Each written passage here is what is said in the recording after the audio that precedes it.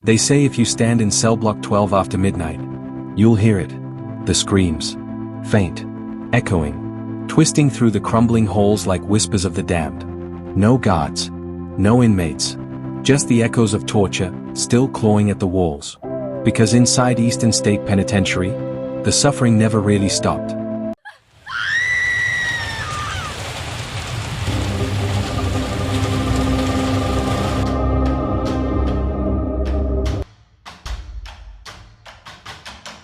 Welcome to Behind the Crime.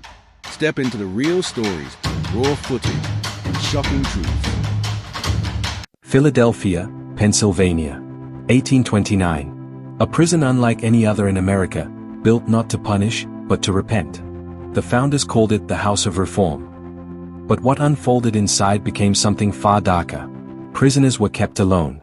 Days, weeks, years, locked in silence. No voices. No light. Just stone, shadows, and the sound of your own heartbeat. They believed isolation would bring salvation. Instead, it brought madness. It started innocently, one man per cell. No contact. No visitors. Meals slipped through a slot. Hoods placed over heads during movements so no inmate would ever see another's face. But the human mind isn't built for silence. Reports began surfacing. Men laughing in the dark. Screaming for hours. Beating their heads against the walls. Some clawed at the stone until their fingernails tore away. Others whispered to shadows that weren't there. By the 1830s, the system of penitence had turned into a nightmare. Doctors described inmates who spoke to ghosts. Guards refused to patrol certain corridors after sunset.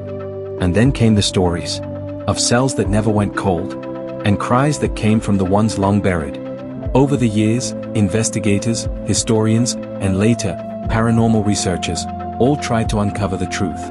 What caused the echoes? Was it simply acoustics in the decaying hallways? Or something else entirely? EVP recorders captured disembodied voices calling for help. Thermal cameras showed human shapes moving in sealed rooms. And guards, even decades after closure, swore they heard chains dragging when the building was empty. Visitors described being touched, whispered to, even followed. Some fainted in cell block 12. Others fled mid-tour, screaming. Every test, every theory, always the same conclusion. Something stayed behind. In 1945, when the penitentiary was still active, an inmate named Leo Callahan, the only man to ever escape and vanish without a trace, was said to have left behind a message scratched into the wall of his cell. They're not gone. They're waiting. Years later, restorers found the same words, carved again, under newer layers of plaster in another cell. Different handwriting. Different decade.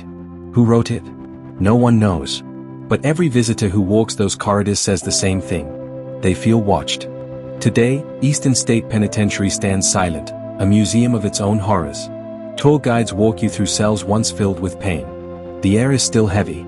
The kind of silence that listens back. The screams? Some say they never stopped.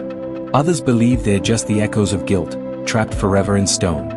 But when the lights go out, and the gates lock for the night, there's one question that still lingers.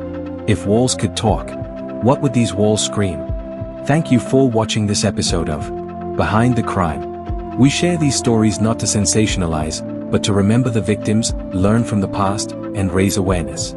If you found this story compelling, consider subscribing and turning on notifications. We explore real cases that deserve to be told. And remember, justice doesn't always come quickly, but truth has a way of surfacing. Stay safe. Stay curious. Behind the Crime.